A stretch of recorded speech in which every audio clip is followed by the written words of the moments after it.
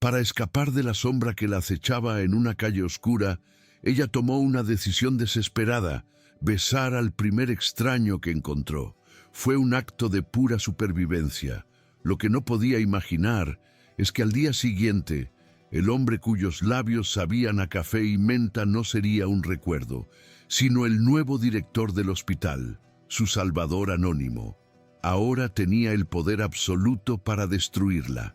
Hola, mis amigas y amigos. Antes de comenzar esta sorprendente historia, dejen en los comentarios desde dónde están viendo y cuéntame cómo va tu día, ¿vale? Y recuerden dar like y suscribirse al canal. El sonido de los pasos ajenos, acompasados y deliberadamente lentos, retumbaba en la calle desierta de Nueva Córdoba, un eco macabro que se superponía al martilleo frenético del corazón de Clara Romano. El aire nocturno, espeso y húmedo, arrastraba consigo el olor rancio de la basura de un callejón cercano, provocándole una náusea que se sumaba al agotamiento profundo que sentía tras 18 horas ininterrumpidas de guardia. Anhelaba la seguridad de su pequeño apartamento, el silencio de sus 4 paredes, pero la sombra que se alargaba y acortaba a sus espaldas, persiguiéndola con una tenacidad depredadora, parecía tener planes muy distintos. Las llaves de su coche, normalmente un trozo de metal familiar y reconfortante, se sentían extrañas y resbaladizas entre sus dedos sudorosos, una extensión de su propio pánico creciente. Fue entonces cuando, en un barrido desesperado de su entorno, sus ojos se fijaron en una figura masculina recortada contra la luz mortecina de una farola. Estaba de espaldas a ella, apoyado con una calma insultante en una pared de ladrillos. Su voz, un murmullo grave y seguro en el teléfono que sostenía contra su oreja. No hubo un proceso de pensamiento lógico, ni un cálculo de probabilidades. Fue una reacción puramente visceral, un acto nacido del instinto más primario de supervivencia. Clara cerró la distancia en 3 zancadas, sus manos aferrándose con una fuerza que no sabía que poseía a las solapas de su costoso saco, y entonces lo besó. El sabor a café amargo y menta fresca la inundó, una extraña y diminuta isla de calma en medio de un océano de terror. Mientras sus labios apenas se movían para susurrar contra los de él la súplica que podría salvarla o condenarla. Actúa como si fueras mi novio, por favor. El hombre, cuyo nombre era Facundo Gallo, permaneció inmóvil solo por una fracción de segundo, un instante congelado, en el tiempo donde la sorpresa paralizó cada uno de sus músculos. Podía sentir el temblor que recorría el cuerpo de la mujer pegado al suyo, la desesperación que emanaba de ella como un campo de fuerza. No era un beso de pasión, sino de puro pánico. Su mente, entrenada para analizar y ejecutar decisiones en salas de juntas de alta presión, procesó la situación con una velocidad asombrosa. Vio el rápido y evaluador vistazo que ella lanzó por encima de su propio hombro, la forma en que sus nudillos se pusieron blancos al apretar su ropa, y entendió. Sin romper el contacto visual con ella, sus ojos se desviaron sutilmente hacia la calle. Allí, a unos 20 metros, la sombra que la acechaba se había detenido bajo un farol, un hombre cuyo lenguaje corporal gritaba amenaza contenida. Facundo deslizó una mano con una deliberada y protectora lentitud hasta la cintura de Clara, atrayéndola un poco más hacia él, un gesto de posesión ensayado y convincente. «Tranquila», murmuró contra su pelo, su voz lo suficientemente baja para que solo ella la oyera, pero su postura lo suficientemente clara para que el observador la interpretara. El perseguidor vaciló, su plan desbaratado por la inesperada presencia de un testigo, de un protector. Tras unos segundos que se sintieron como una eternidad, el hombre se dio la vuelta y se perdió en la oscuridad de la que había emergido.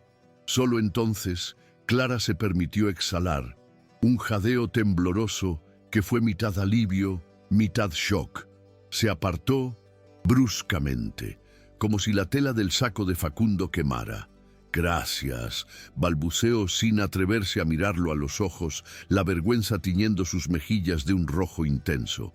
Y sin esperar respuesta, sin ofrecer una explicación, se dio la vuelta y corrió hacia su coche, dejando a Facundo Gallo solo en la acera, con el eco de un beso desesperado en los labios y una pregunta sin respuesta suspendida en el aire frío de la noche cordobesa. Una vez dentro de la seguridad de su apartamento, con la puerta cerrada y 3 cerrojos echados, la adrenalina que la había mantenido en pie comenzó a desvanecerse, dando paso a un temblor incontrolable en sus manos y a un torrente de emociones contradictorias. El miedo residual de la persecución todavía le erizaba la piel, pero ahora se mezclaba con una mortificación abrumadora.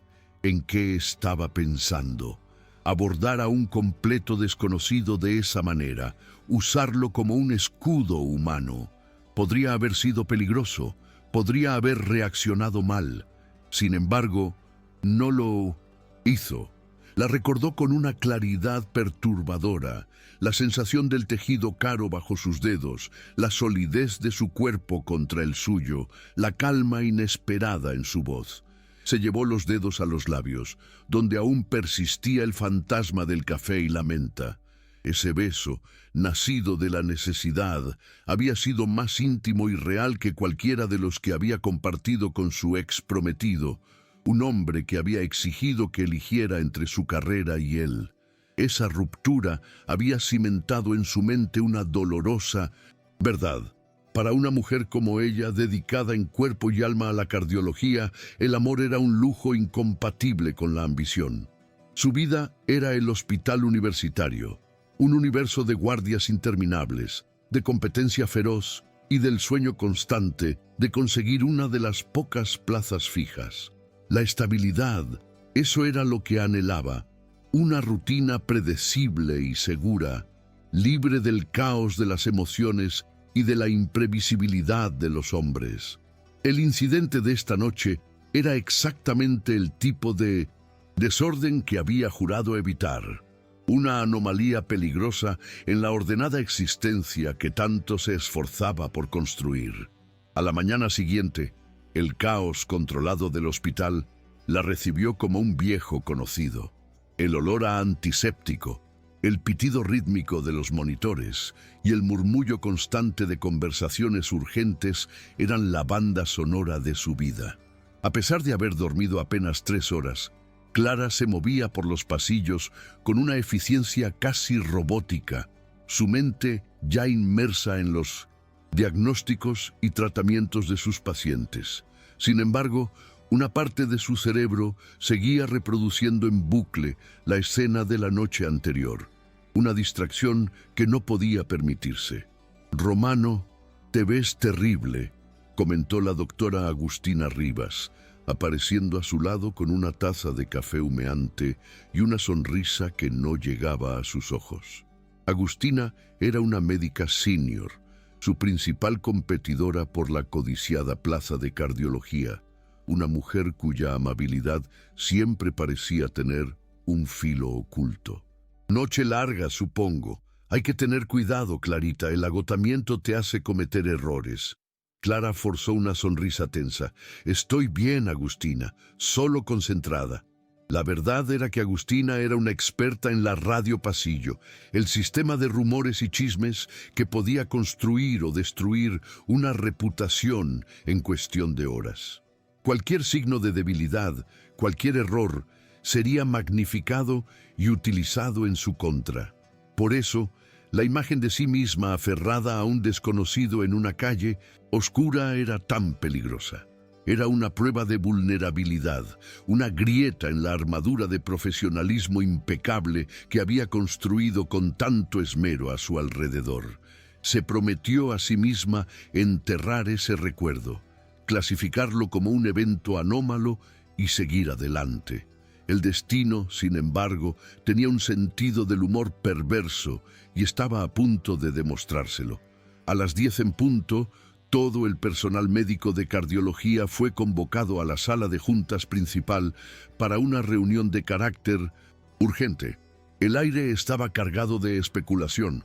El doctor Ferrer, el anciano y respetado director administrativo, se jubilaba y los rumores sobre su reemplazo habían circulado durante semanas.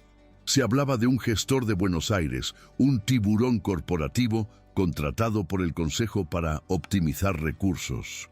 Una frase que todos sabían que era un eufemismo para recortes y despidos. Clara encontró un asiento en la parte de atrás, jugueteando nerviosamente con el sencillo anillo de plata de su abuela que siempre llevaba en el dedo anular, un gesto inconsciente que delataba su ansiedad. El doctor Ferrer dio un breve y emotivo discurso de despedida, y luego llegó el momento. Y ahora, sin más preámbulos, es un honor para mí presentarles al hombre que llevará este hospital hacia el futuro. Por favor, denle la bienvenida al nuevo director administrativo, el señor Facundo Gallo. El hombre que caminó hacia el frente de la sala era alto, vestía un traje oscuro impecablemente cortado y se movía con una confianza que dominaba el espacio. Y era él, el hombre del beso, el hombre del café y la menta. Clara sintió que el suelo se abría bajo sus pies y que el aire era succionado de sus pulmones. El mundo pareció moverse en cámara lenta mientras él llegaba al podio y sus ojos grises, fríos y analíticos recorrían la sala. Por un instante insoportable, su mirada se encontró con la de ella. No hubo ni un atisbo de reconocimiento, ni una contracción de sorpresa. Su expresión era una máscara de impenetrable profesionalismo. Era como si nunca la hubiera visto en su vida. Para todos los demás en la sala, él era el nuevo poder, la figura de autoridad. Para Clara, era la personificación de su peor pesadilla. El caos que había invitado a su vida ahora estaba sentado en el trono, con el poder absoluto sobre su futuro. El resto de la reunión transcurrió en una neblina de pánico para Clara. Escuchó las palabras de Facundo Gallo sobre eficiencia, protocolos y excelencia, pero su cerebro solo podía procesar una idea. Estaba acabada. ¿Cómo podría trabajar aquí? ¿Cómo podría mirarlo a la cara todos los días sabiendo lo que había pasado? La humillación era tan intensa que le quemaba por dentro. Peor aún, ¿y si él la reconocía y decidía que era una empleada inestable y poco profesional? Podría despedirla con un simple chasquido de dedos. Su sueño de estabilidad, la plaza por la que había sacrificado su vida personal, ahora pendía de un hilo increíblemente frágil, sostenido por la misma mano que había sentido en su cintura la noche anterior. Cuando la reunión terminó y todos comenzaron a levantarse y a conversar en voz baja, Clara solo quería desaparecer. Se escabulló hacia la puerta, pero una voz clara y autoritaria la detuvo en seco. «Doctora Romano, un momento, por favor». Era la secretaria del nuevo director. El corazón de Clara se detuvo. El señor Gallo quisiera verla en su nueva oficina. Ahora, cada cabeza en el pasillo pareció girar en su dirección. Pudo sentir la mirada curiosa de Agustina Rivas clavada en su espalda, una mezcla de sorpresa y sospecha. Con las piernas temblando y una sensación de fatalidad oprimiéndole el pecho, Clara caminó por el pasillo que ahora parecía el corredor de la muerte, dirigiéndose hacia la oficina que albergaba al hombre que, en menos de 24 horas, había pasado de ser su salvador anónimo a su potencial verdugo. La puerta de madera maciza se cerró detrás de ella con un clic ominoso, sellando su destino y dejándola a solas con el mayor y más complicado problema de su vida. La oficina era espaciosa e impersonal, dominada por un enorme escritorio de caoba que actuaba como una barrera formidable entre ellos. Facundo Gallo estaba de pie, mirando por la ventana panorámica que ofrecía una vista impresionante de la ciudad de Córdoba, dándole la espalda. El silencio se estiró, cargado de una tensión tan palpable que Clara sentía que podía cortarla con un bisturí. Se preparó mentalmente, ensayando disculpas, justificaciones, incluso su propia renuncia. Esperaba una confrontación, una reprimenda, quizás una sonrisa burlona. Lo que no esperaba era que él se diera la vuelta y la mirara con la misma expresión fría y distante de la sala de juntas. «Doctora Romano», dijo. Su voz era un barítono uniforme que no delataba ninguna emoción. «He estado revisando los expedientes del personal. Usted es una de nuestras residentes más prometedoras. Notas sobresalientes, evaluaciones impecables de sus superiores. Un historial impresionante». Clara parpadeó, confundida. No era así como había imaginado que comenzaría esta conversación. «Gracias, señor», logró decir, su propia voz sonando extraña y lejana. Él asintió lentamente, rodeó el escritorio y se sentó en su imponente silla de cuero. El gesto la hizo sentir aún más pequeña e intimidada. «En esta institución», continuó, juntando las yemas de sus dedos, «valoramos la excelencia, pero también la capacidad de resolver problemas bajo presión. A veces, eso requiere soluciones creativas e inesperadas».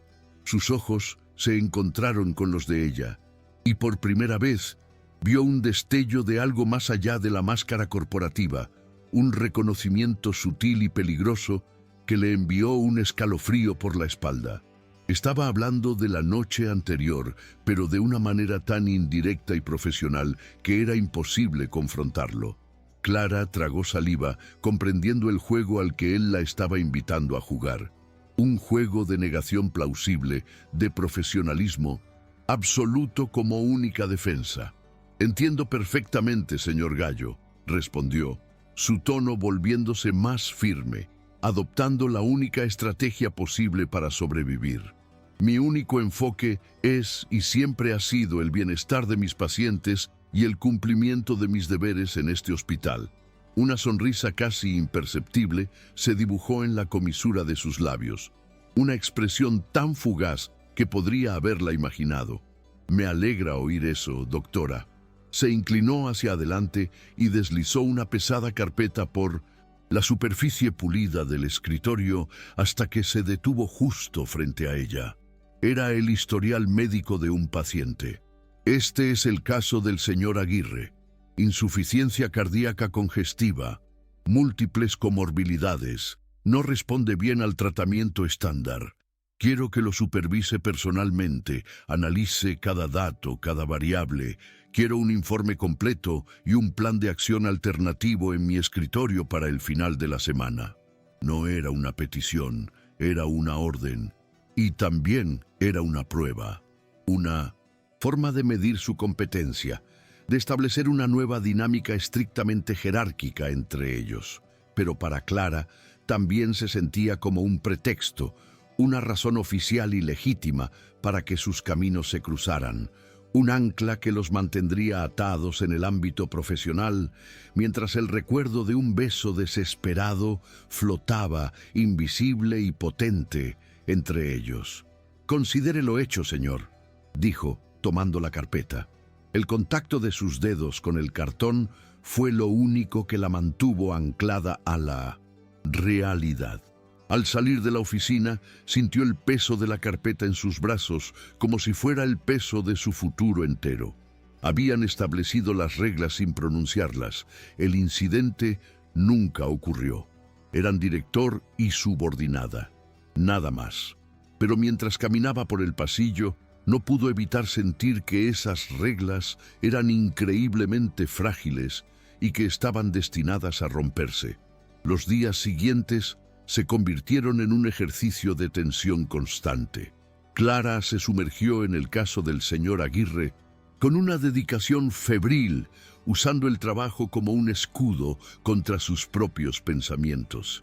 Sin embargo, la presencia de Facundo Gallo era ineludible.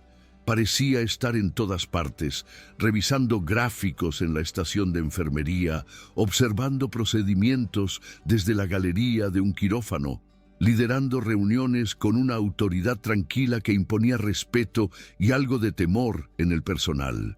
Cada encuentro era una prueba para los nervios de Clara. Un viaje en ascensor se transformó en una escena de teatro del absurdo. Ambos de pie en esquinas opuestas, mirando fijamente las puertas, el silencio entre ellos vibrando con todo lo que no se decía. El aire estaba tan cargado de su conciencia mutua que Clara estaba segura de que cualquiera que entrara podría sentirlo. Y por supuesto, alguien lo hizo. Una tarde, mientras esperaban el ascensor, Agustina Rivas se unió a ellos, su mirada aguda moviéndose entre la postura rígida de Clara y la expresión impasible de Facundo. «Buenas tardes». «Director», dijo con una voz melosa. «Doctora Romano». Cuando entraron, Agustina se posicionó estratégicamente entre ellos. «Parece que el nuevo director ya te tiene en la mira, Clarita», le susurró a Clara, con una falsa nota de complicidad, cuando Facundo estaba distraído con su teléfono. «Te dio el caso de Aguirre, ¿verdad? Un hueso duro de roer. Ten cuidado, dicen que es implacable con los resultados».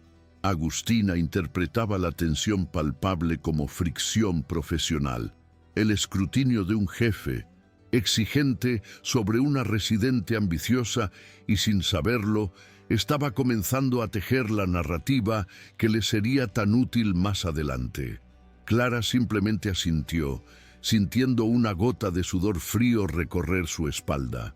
No era conflicto lo que Agustina percibía, era algo mucho más complejo y peligroso, una atracción innegable, disfrazada de formalidad. Para discutir los avances del caso Aguirre, Facundo insistió en reuniones breves y frecuentes. La excusa perfecta. Se encontraban en la biblioteca del Centro Hospital, supuestamente para revisar estudios clínicos, o en la cafetería a última hora de la tarde, cuando estaba casi vacía. Fue en uno de esos encuentros, rodeados por el olor a café quemado y el zumbido de los refrigeradores, donde la fachada comenzó a mostrar sus primeras grietas. Clara estaba explicando una compleja interacción farmacológica, usando sus manos para gesticular con pasión. El anillo de su abuela, destellando bajo las luces fluorescentes. Estaba tan absorta en su elemento que, por un momento, olvidó quién era él. Y es por eso que creo que un inhibidor de la SGLT2 podría funcionar, a pesar de que no es el protocolo estándar. La evidencia reciente sugiere. Se detuvo a mitad de frase, al darse cuenta de que él no estaba mirando los papeles que ella señalaba. Estaba mirando su rostro. Su expresión era una mezcla de intensidad y algo más, algo que no podía descifrar. «Su pasión por su trabajo es evidente, doctora», dijo él, su voz más suave de lo habitual. El comentario la descolocó, haciéndola sentir expuesta. «Es mi vocación», respondió ella, recuperando su compostura profesional y bajando la mirada hacia los documentos, su refugio seguro. Pero el momento había quedado suspendido en el aire. Un breve instante de conexión genuina que ambos sintieron, y no fueron los únicos. Al otro lado de la cafetería, sentada en una mesa en la sombra, Agustina Rivas bebía lentamente su cortado, sus ojos fijos en ellos. No podía oír sus palabras, pero no necesitaba hacerlo. Vio la forma en que él se inclinaba ligeramente hacia Clara, la intensidad de su mirada, la forma en que la energía entre ellos cambiaba.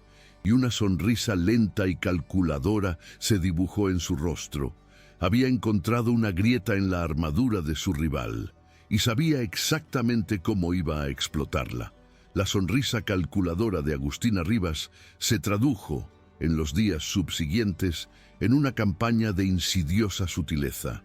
No hubo acusaciones directas, ni confrontaciones abiertas, sino un goteo constante de veneno en los oídos adecuados. Sus comentarios eran siempre enmascarados como una falsa preocupación o un cumplido ambiguo, lo que los hacía aún más efectivos.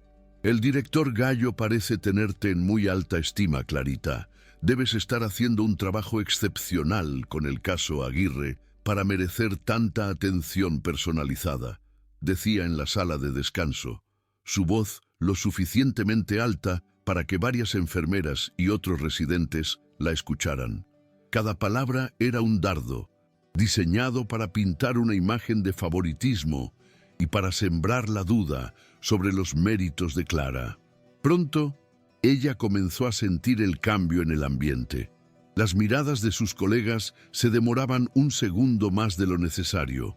Las conversaciones se detenían abruptamente cuando ella entraba en una habitación.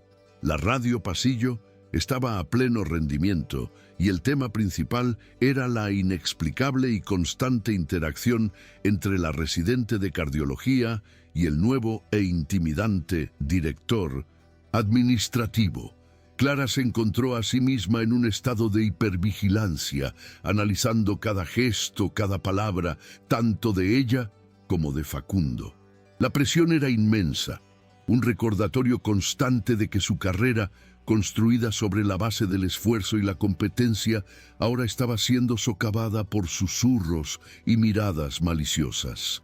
Se sentía como si caminara por una cuerda floja sobre un abismo, y la única otra persona en esa cuerda era el hombre que con una sola mirada podía hacer que su corazón se acelerara de una manera que nada tenía que ver con la medicina.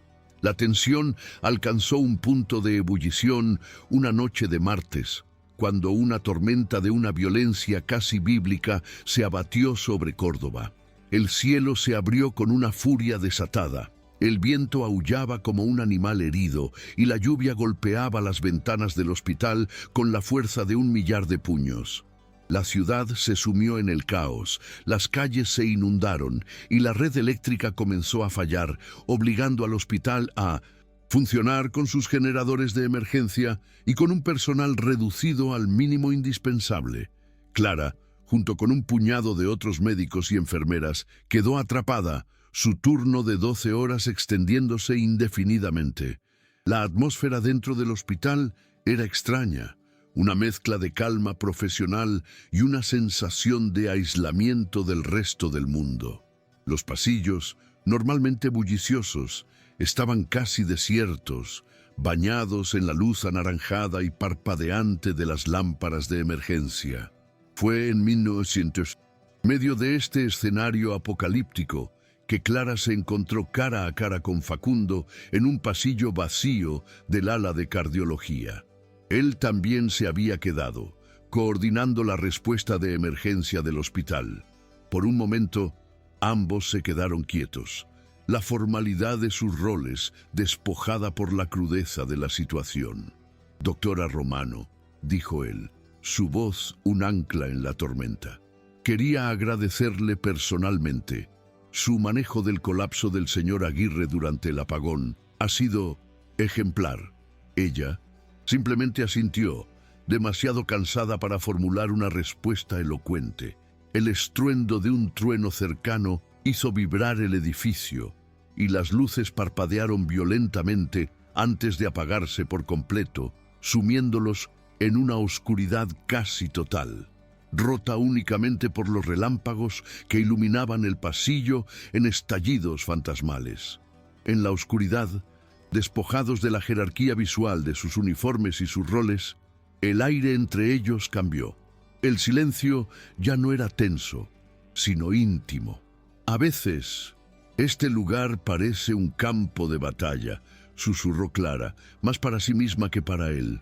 La confesión flotó en la oscuridad, cargada de todo el peso de su agotamiento y soledad. Facundo no respondió de inmediato. Cuando lo hizo, su voz era más grave, desprovista de su habitual filo corporativo. «Lo sé, pero las batallas más importantes se libran aquí». Podía sentirlo moverse, acercándose un poco. «Hay un lugar», dijo él, «donde se puede respirar. Venga conmigo». Sin esperar respuesta, la guió suavemente por el codo a través de pasillos oscuros y subiendo un tramo de escaleras de servicio que Clara nunca había usado. La puerta que empujó se abrió a un rugido de viento y lluvia, revelando la terraza del hospital. Estaban a salvo bajo un pequeño techo. pero el espectáculo de la tormenta sobre la ciudad iluminada por los relámpagos era sobrecogedor y magnífico. «Vengo aquí cuando necesito recordar por qué hago esto», confesó él, su voz casi tragada por el sonido de la lluvia. «Para ver el todo, no solo las partes rotas». La vulnerabilidad en su tono la tomó por sorpresa, abriendo una puerta que había creído permanentemente cerrada. Era la primera vez que lo veía no como el director, sino como un hombre. Allí, en el refugio precario de la terraza, con la ciudad de Córdoba a sus pies, siendo azotada por la tormenta, las barreras que habían construido con tanto esmero finalmente se derrumbaron. Se quedaron en silencio por un largo rato, simplemente observando la furia de la naturaleza, sintiéndose pequeños y extrañamente seguros en su aislamiento compartido. Aquella noche, comenzó Clara, su voz temblorosa, en la calle. No tuve elección. Lo siento si te puse en una situación comprometedora. Facundo se giró para mirarla, la luz de un relámpago distante iluminando la seriedad en su rostro. No tienes por qué disculparte. Hiciste lo que tenías que hacer para protegerte. Admiro esa fuerza.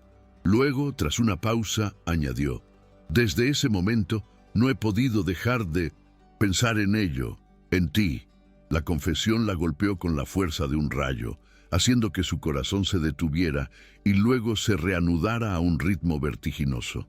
Yo tampoco, admitió ella en un susurro. La atracción que había estado hirviendo a fuego lento bajo la superficie de cada una de sus interacciones finalmente se desbordó. Él dio un paso hacia ella, cerrando el poco espacio que los separaba. Levantó una mano y rozó su mejilla con el dorso de sus dedos, un toque tan suave que podría haberlo imaginado, y entonces la besó. Este beso no tenía nada que ver con el primero, no había pánico ni desesperación. Era lento, profundo y lleno de una pregunta anhelante y una respuesta definitiva. Era un reconocimiento de todo lo que ambos habían estado negando. Cuando finalmente se separaron, sin aliento, la tormenta exterior parecía un pálido reflejo de la que se había desatado dentro de ellos.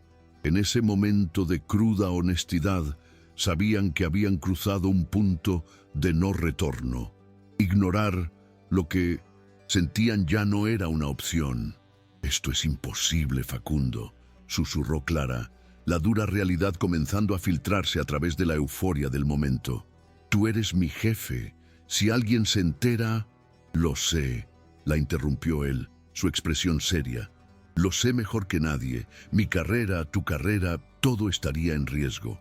La palabra riesgo flotaba entre ellos, pesada y ominosa. Pero la alternativa, volver a la fría y tensa formalidad de antes, parecía aún más insoportable. Fue él quien propuso el pacto, las reglas que definirían su relación imposible. «Entonces, lo haremos posible, pero a nuestra manera», dijo con una determinación que Clara nunca antes había visto en él. Regla número 1. Dentro de este hospital no somos nada más que director y doctora Romano. Ningún contacto físico, ninguna palabra personal. Nada. Ella asintió, su mente ya calculando las complejidades de tal engaño. Regla número 2.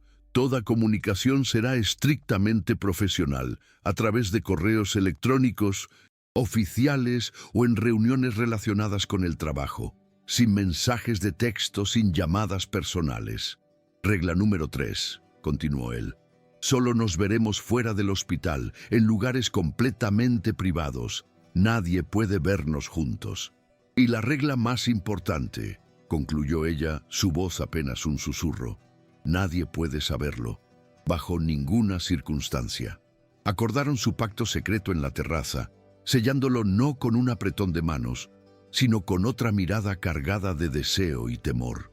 Habían elegido el camino más difícil, un laberinto de secretos y mentiras, pero por primera vez Clara sintió que la estabilidad que tanto anhelaba podría no ser suficiente si significaba renunciar a la posibilidad de esto, de él, Los siguientes días fueron una mezcla surrealista de euforia secreta y paranoia pública.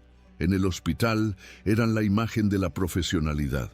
Facundo era el director exigente y Clara la residente dedicada. Intercambiaban informes sobre el señor Aguirre con una formalidad que habría engañado al observador más astuto. Pero debajo de la superficie, un nuevo lenguaje se desarrollaba entre ellos. Una mirada sostenida un segundo más de lo necesario en una reunión. Un roce casi imperceptible de sus manos al pasarse un expediente. Un subtexto oculto en un correo electrónico perfectamente profesional. Sus noches, sin embargo, pertenecían a otro mundo. Se encontraban en el lujoso y moderno apartamento de Facundo, en el Cerro de las Rosas, un santuario de cristal y acero, con vistas a la ciudad. Allí, lejos de las miradas indiscretas del hospital, podían ser simplemente Clara y Facundo. Hablaban durante horas, descubriendo mundos el uno en el otro. Él le contó sobre su hermana menor, fallecida años atrás por un error médico en un hospital mal gestionado. La herida que lo había convertido en un gestor implacable, obsesionado con la perfección para que nadie más sufriera lo que su familia sufrió. Clara, a su vez, le habló de su pasión por el corazón, no solo como un órgano, sino como el centro de la vida y la emoción, y de su miedo a que amar a alguien significara sacrificar la única identidad que realmente sentía como suya, la de doctora.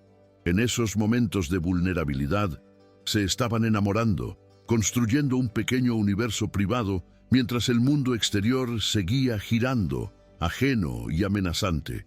Sin embargo, el secreto, por muy bien guardado que esté, tiene una forma de filtrar su energía al exterior. La felicidad clandestina de Clara, la nueva confianza en sus ojos, no pasó desapercibida. Tampoco la sutil suavización en el comportamiento del director Gallo, al menos cuando estaba cerca de ella. Para la mayoría, estos cambios eran imperceptibles, pero para Agustina Rivas, que observaba a Clara con la precisión de un halcón, eran señales de humo que indicaban un incendio. Su oportunidad de obtener la prueba que necesitaba llegó de la forma más mundana. Una tarde, el sistema informático del hospital se cayó, obligando a los médicos a recurrir a los historiales en papel, almacenados en el archivo del sótano. Clara necesitaba el historial original de Aguirre y, casualmente, Facundo se dirigía en la misma dirección para revisar unos registros de mantenimiento. Se encontraron en el pasillo desierto que conducía al archivo. «Doctora Romano, ¿problemas con el sistema?», preguntó él, manteniendo su tono profesional. «Sí, señor, vengo por el historial de Aguirre». Por un momento, olvidando su pacto en la soledad del pasillo, una sonrisa genuina y cómplice se dibujó en el rostro de Clara. «Parece que estamos destinados a encontrarnos en situaciones de crisis», bromeó en voz baja. Facundo le devolvió la sonrisa, un gesto cálido y privado que transformó su rostro. «Parece que sí». Fue un instante, no más de 5 segundos, un momento de complicidad inocente, pero fue suficiente. Desde el final del pasillo, parcialmente oculta por una estantería, Agustina lo vio todo. No vio un beso, ni un abrazo. Vio algo mucho más condenatorio. La familiaridad, la intimidad, vio la verdad. Y con una sensación de triunfo helado, se dio la vuelta y se dirigió a su oficina. Tenía todo lo que necesitaba. El correo electrónico llegó de forma anónima al buzón del Departamento de Recursos Humanos a la mañana siguiente. Era breve, conciso y devastador. Se sugiere investigar la naturaleza de la relación entre el director administrativo Facundo Gallo y la residente de cardiología doctora Clara Romano. Su constante interacción y favoritismo evidente están creando un ambiente de trabajo poco profesional y violan el código de conducta del hospital. No había pruebas adjuntas, solo la semilla de la sospecha plantada en el terreno más fértil posible. El rígido código de conducta del hospital, con su política de tolerancia cero hacia las relaciones entre superiores y subordinados directos, era el arma perfecta. La denuncia anónima activó un protocolo inmediato e impersonal. El sistema, ese antagonista invisible y poderoso que Facundo había venido a dominar, se volvía ahora en su contra y Clara estaba atrapada en el fuego cruzado. No sabía nada de esto, por supuesto. Vivía en una burbuja de felicidad precaria, contando las horas para volver a ver a Facundo esa noche. Habían planeado su primera cita real, una cena cocinada por él en su apartamento, un intento de normalidad en su vida anormal. Se sentía ligera, esperanzada, creyendo tontamente que quizás, solo quizás, podrían lograrlo. Esa noche, el apartamento de Facundo era un refugio contra el mundo. La música suave flotaba en el aire, mezclada con el aroma del vino y la comida. Por primera vez en años, Clara se permitió relajarse por completo, se permitió creer que el amor y su carrera no tenían por qué ser mutuamente excluyentes. Estaban sentados a la mesa, riendo por una anécdota que él contaba sobre su primer día en la escuela de negocios, cuando el teléfono de Clara, que había dejado sobre la encimera de la cocina, vibró con la notificación de un nuevo correo electrónico. «Debe ser del laboratorio, los resultados de Aguirre», dijo ella casualmente, levantándose para comprobarlo. El ambiente cálido y feliz se hizo añicos en el instante en que leyó el asunto del correo. Confidencial, notificación oficial de investigación interna. Su corazón se detuvo. Con dedos temblorosos, abrió el mensaje. Las palabras saltaban de la pantalla, frías e impersonales. Departamento de Recursos Humanos. Investigación formal. Denuncia por conducta inapropiada. Relación con un superior. Violación del código de ética. El aire se volvió espeso, difícil de respirar. La copa de vino que sostenía se le escapó de los dedos y se estrelló contra el suelo de mármol. El sonido del cristal rompiéndose fue un eco perfecto de su mundo desmoronándose. Facundo estuvo a su lado en un segundo, su rostro lleno de preocupación. «Clara, ¿qué pasa?» Ella no pudo hablar. Simplemente le entregó el teléfono. Observó cómo el rostro de él se ensombrecía. Mientras leía, su mandíbula se tensaba hasta convertirse en una línea de granito.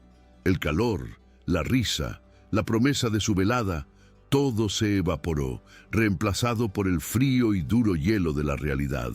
Habían sido descubiertos. El juego había terminado. La mañana siguiente fue una pesadilla burocrática.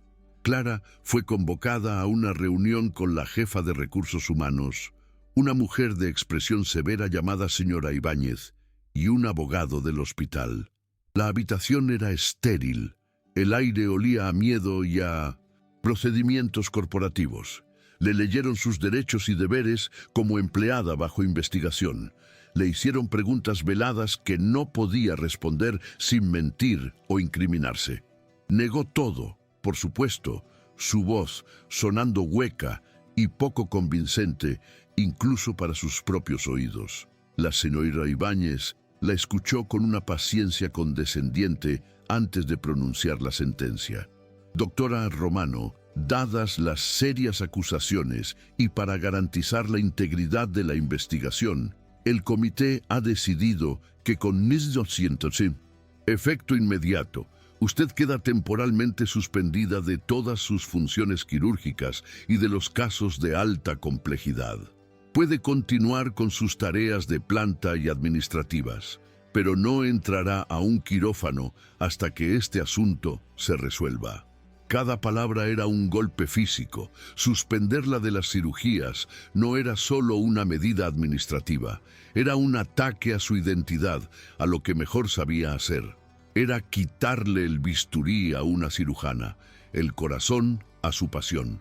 Salió de la reunión sintiéndose vacía, humillada, En el pasillo se cruzó con Agustina Rivas, quien le ofreció una mirada de falsa compasión que no ocultaba el brillo de triunfo en sus ojos. Me enteré de lo que pasó, Clara. Es terrible. Si necesitas algo, no dudes en decírmelo. Clara pasó de largo sin decir una palabra. La certeza de quién estaba detrás de todo esto solidificándose en su interior como un tumor maligno. Esa misma tarde, el abogado del hospital, un hombre llamado Figueroa, solicitó una reunión urgente con Facundo. Clara no estaba presente, pero Facundo se lo contó todo más tarde, su voz tensa de una furia contenida. Se sentaron en la misma oficina imponente donde todo había comenzado, pero esta vez Facundo no se sentía en control. Era un prisionero de las mismas reglas y sistemas que él representaba. Figueroa fue directo y brutalmente pragmático. Facundo, esta situación es una bomba de tiempo para el hospital. La reputación, posibles demandas. El consejo está muy nervioso. Explicó el protocolo, la investigación, las posibles consecuencias, y luego le ofreció la solución, la salida más limpia y rápida, la que protegería a la institución por encima de todo. Hay una forma de terminar con esto antes de que explote, dijo Figueroa, reclinándose en su silla. Es la solución lógica. La doctora Romano es una residente, es reemplazable. Tú eres el director. Si rescindes su contrato de inmediato, citando una reestructuración o una evaluación de desempeño insatisfactoria, la investigación se detiene, la fuente del conflicto se elimina, el problema desaparece. La sugerencia quedó suspendida en el aire, fría y calculadora. Despedir a Clara, sacrificarla para salvarse a sí mismo y a la maquinaria del hospital. Era la jugada corporativa perfecta, y para Facundo era una prueba definitiva de quién era realmente. El gestor despiadado que el mundo veía, o el hombre que le había susurrado promesas en una terraza durante una tormenta. Facundo Gallo escuchó la fría y pragmática propuesta del abogado Figueroa y sintió una oleada de náuseas. La solución era tan simple, tan corporativamente limpia y tan monstruosamente injusta. Despedir a Clara, borrarla de la ecuación como si fuera una simple cifra en una hoja de cálculo. Por un instante, el viejo Facundo, el gestor que había construido una armadura de eficiencia y resultados a cualquier costo, consideró la lógica de la sugerencia. Protegería al hospital, protegería su misión, la misma que había jurado en 1900, memoria de su hermana. Pero entonces la imagen de Clara apareció en su mente, su pasión al hablar de un corazón enfermo, su valentía en una calle oscura, la forma en que su rostro se iluminaba con una sonrisa genuina en la soledad de su apartamento. Sacrificarla no sería proteger su misión, sería traicionar el mismísimo corazón de ella, sería convertirse en el tipo de administrador frío y sistémico que había permitido la muerte de su propia hermana. Se levantó de su silla, su imponente figura, proyectando una sombra sobre el abogado. «No», dijo, su voz era baja pero resonaba con una finalidad de acero. «Esa no es una solución, es una cobardía, y no voy a participar en ella». Figueroa parpadeó, sorprendido por la rotunda negativa. «Facundo, tienes que ser realista», comenzó a decir, pero Facundo lo cortó. «Soy perfectamente realista, Figueroa. Estoy viendo la realidad con más claridad que nunca. La doctora Romano es una de las médicas más competentes que he conocido. Despedirla no solo sería una injusticia, sería una pérdida irreparable para este hospital y para sus pacientes. Buscaremos otra manera, una manera que no implique destruir la carrera de una mujer inocente para tapar un problema». Su decisión estaba tomada. Contra el consejo de sus abogados, contra la lógica corporativa, eligió el camino del riesgo. No sabía exactamente cómo, pero iba a luchar. No por ella, de una manera paternalista, sino con ella. Mientras Facundo libraba una batalla silenciosa en las altas esferas del hospital, Clara vivía su propio infierno en las trincheras. La suspensión de sus deberes quirúrgicos era una herida abierta, un recordatorio constante de su precaria situación. Sus días se reducían a rondas de planta, papeleo y a soportar las miradas de lástima o de juicio de sus colegas. Se sentía como un fantasma en su propio hogar profesional. La tentación de rendirse, de renunciar y simplemente desaparecer era abrumadora. Pero cada vez que ese pensamiento oscuro la asaltaba, recordaba la mirada de determinación en los ojos de Facundo cuando le contó su conversación con el abogado. Él no iba a abandonarla, y por eso ella no podía abandonarse a sí misma. La prueba de fuego llegó una tarde, durante una de sus rondas. Una alarma de código azul resonó en el pasillo proveniente de la habitación del señor Aguirre. El corazón de Clara se detuvo. Corrió hacia la habitación y se encontró con una escena de caos controlado. El señor Aguirre estaba en plena fibrilación ventricular y el residente de primer año que estaba de guardia, un joven llamado Benjamín, luchaba por controlar la situación, sus ojos desorbitados por el pánico. «Necesito el desfibrilador, carguen a 200», gritaba, sus manos temblando. Clara, de pie en la puerta, se vio paralizada por un dilema imposible. Su suspensión le prohibía explícitamente intervenir en casos de alta complejidad. Ayudar era una violación directa de una orden formal, un acto de insubordinación que le costaría su carrera sin lugar a dudas. No ayudar significaba ver a su paciente morir por la inexperiencia de otro médico. En ese instante, todos los miedos, todas las políticas de recursos humanos, toda la humillación de las últimas semanas se desvanecieron. Solo quedó su juramento hipocrático y la cara de su paciente. El señor Aguirre no era un expediente, no era el centro de un escándalo. Era un hombre cuya vida dependía de la decisión que ella tomara en los próximos segundos.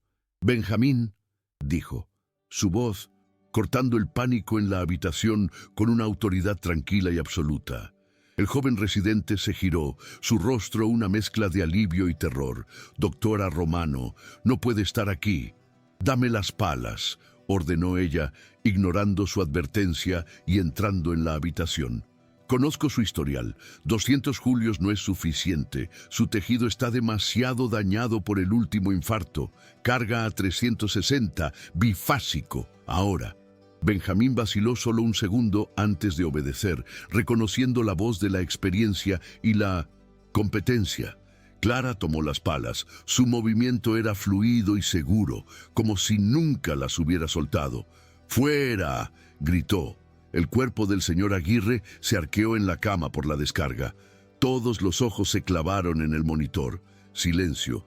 Luego, un pitido, lento pero regular, ritmo sinusal. Había vuelto. Clara no se detuvo ahí. Durante los siguientes 10 minutos dirigió la reanimación con una precisión impecable, pidiendo medicamentos, ajustando el ventilador, estabilizando a un hombre que había estado, literalmente, en el umbral de la muerte.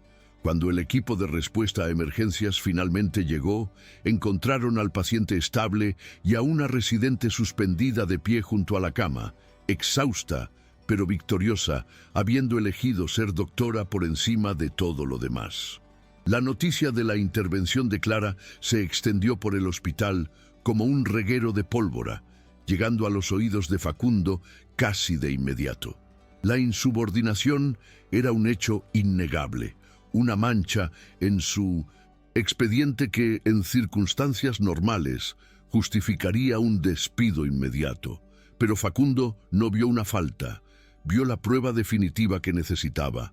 Era la validación pública e irrefutable de la competencia de Clara, un acto que demostraba que su lealtad no era hacia un hombre o una carrera, sino hacia la vida de sus pacientes.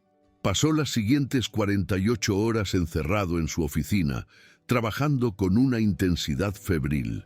Hizo llamadas, recopiló datos, revisó archivos y preparó su estrategia. Se negó a decirle a Clara exactamente lo que planeaba, solo le pidió que confiara en él y sobre todo que asistiera a la reunión trimestral de resultados del hospital, que se celebraría en el auditorio principal. Ella accedió, aunque el pensamiento de enfrentarse a todo el personal en un foro tan público le revolvía el estómago. El día de la reunión, el auditorio estaba abarrotado. Estaba todo el mundo: médicos, enfermeras, personal administrativo e incluso varios miembros del consejo directivo sentados en primera fila. Clara encontró un asiento en la última fila, sintiéndose pequeña e invisible, el blanco de todas las miradas curiosas. Agustina Rivas, por otro lado, estaba sentada en la tercera fila, con una expresión de confianza satisfecha en su rostro, segura de que el final de su rival estaba cerca.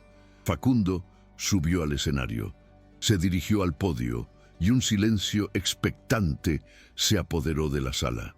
Todos esperaban un discurso sobre presupuestos y métricas de rendimiento, pero Facundo no abrió la carpeta que tenía delante. En su lugar, miró directamente a la audiencia. «Buenas tardes a todos», comenzó, su voz resonando con una calma peligrosa.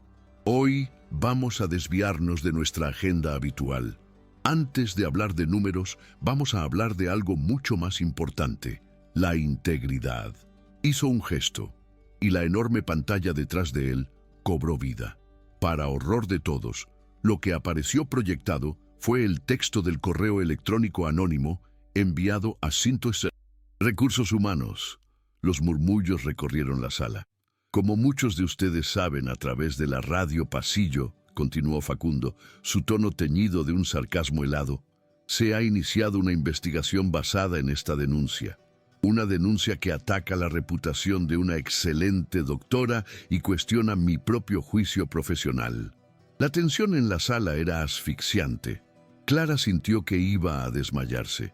A continuación, Facundo proyectó un nuevo documento: el expediente académico y las evaluaciones de rendimiento de Clara, todas fechadas meses y años antes de su propia llegada al hospital. «Estos son los méritos de la doctora Romano, una trayectoria de excelencia que habla por sí misma y que no necesita la validación de ningún director».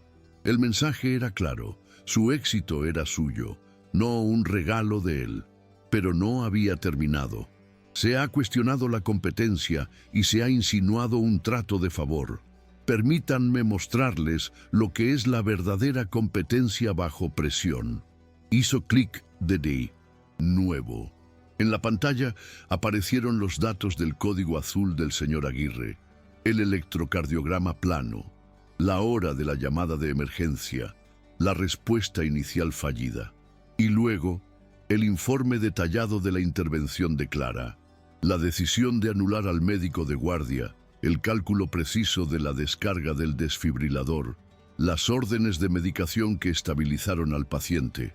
Proyectó el testimonio del doctor Benjamín y el informe del jefe de la UCI, ambos elogiando la intervención de Clara como decisiva y brillante, el factor determinante que salvó la vida del paciente.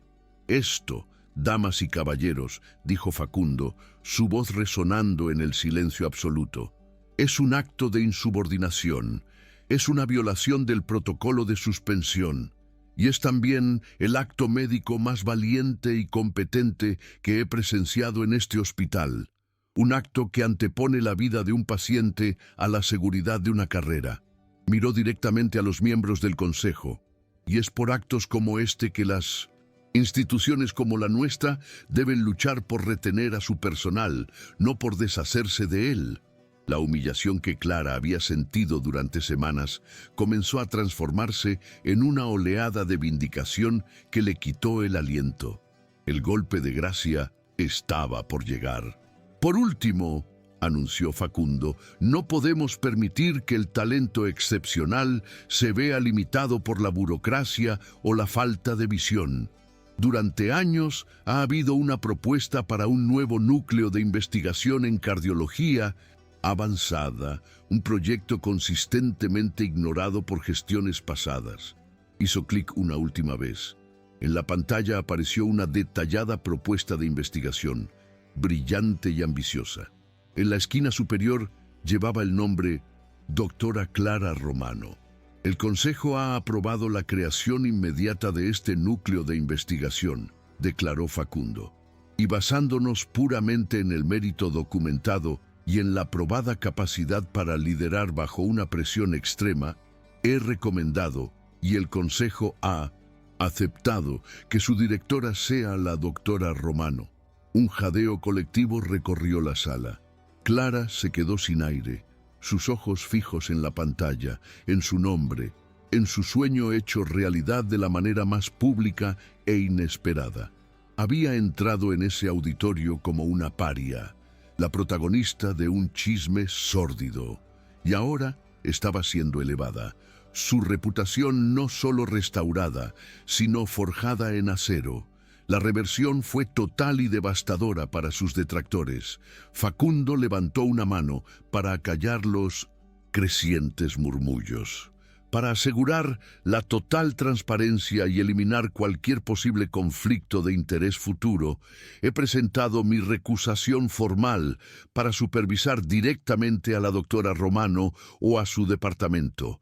El doctor Morales del Consejo Directivo asumirá esa función. Mi relación con la doctora Romano, a partir de ahora, será la de un colega admirado.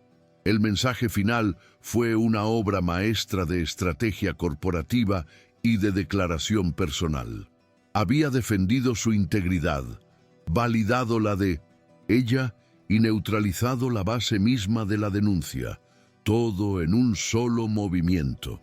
En la tercera fila, Agustina Rivas estaba pálida como un fantasma, su victoria convertida en cenizas ante sus ojos. Cuando la reunión terminó, el auditorio estalló en un murmullo de conversaciones excitadas. Clara permaneció en su asiento, temblando, mientras varias personas se acercaban a felicitarla, sus sonrisas ahora genuinas, sus ojos llenos de un nuevo respeto. A través de la multitud, sus ojos se encontraron con los de Facundo. Él seguía en el escenario, rodeado por los miembros del consejo, pero su mirada era solo para ella. En esa mirada, ella vio todo: el riesgo que había corrido, la fe que tenía en ella y la promesa de un futuro que ahora, por fin, parecía posible. La investigación de recursos humanos fue cerrada esa misma tarde por falta de pruebas y acusaciones infundadas. La suspensión fue levantada y la reputación de Agustina Rivas se marchitó en silencio, víctima de su propio veneno.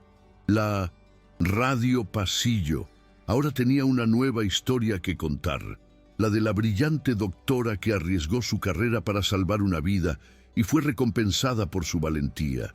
El poder institucional, que había sido el arma de su rival, se había convertido en su escudo. La relación imposible se había vuelto de repente un poco más posible.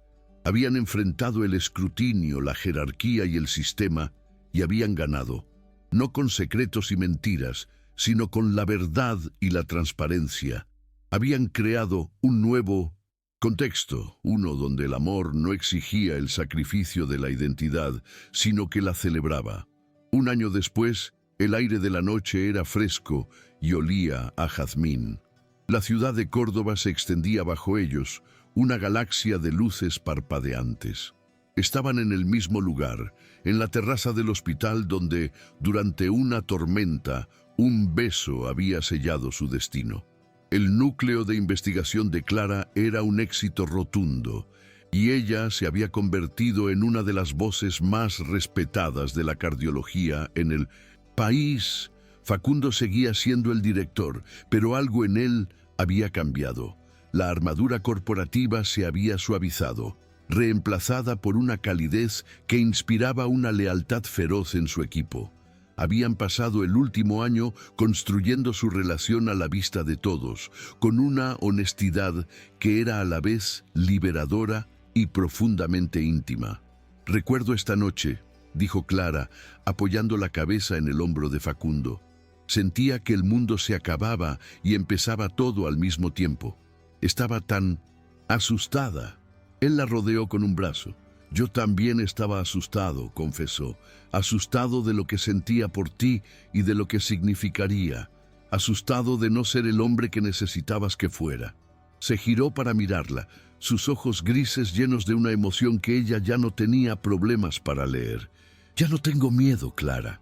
Metió la mano en el bolsillo de su saco y sacó una pequeña caja de terciopelo. El corazón de Clara, el órgano que conocía tan íntimamente, dio un vuelco. Él se arrodilló, allí mismo, en el suelo de baldosas de la terraza del hospital. Clara Romano, me salvaste de muchas maneras esa noche en la calle. Me salvaste de mí mismo. Me enseñaste que la verdadera fortaleza no está en las reglas ni en los resultados, sino en la vulnerabilidad y en la confianza. Quiero pasar el resto de mi vida tratando de ser digno del amor que me has dado. Abrió la caja. Dentro no había un diamante enorme, sino un delicado anillo de oro blanco que sostenía una pequeña y brillante esmeralda. Sé que el anillo de tu abuela significa el mundo para ti, tu conexión con tu pasado. Me gustaría que este fuera nuestra conexión con nuestro futuro. ¿Te casarías conmigo? Las lágrimas brotaron de los ojos de Clara, lágrimas de pura y abrumadora felicidad. El lugar de su mayor angustia, el epicentro de su crisis, se había transformado en el escenario de la promesa más hermosa de su vida. Asintió, incapaz de hablar. Sí, susurró finalmente. Sí, por supuesto que sí. Él deslizó el anillo en su dedo y encajó a la perfección. Se puso de pie y la besó, un beso que no sabía a café y menta, sino a hogar. Un beso que no era un acto de supervivencia, sino la celebración de un amor que había nacido en el caos y florecido contra todo pronóstico, demostrando que a veces el mayor riesgo que corremos es el que finalmente nos lleva a nuestro puerto seguro.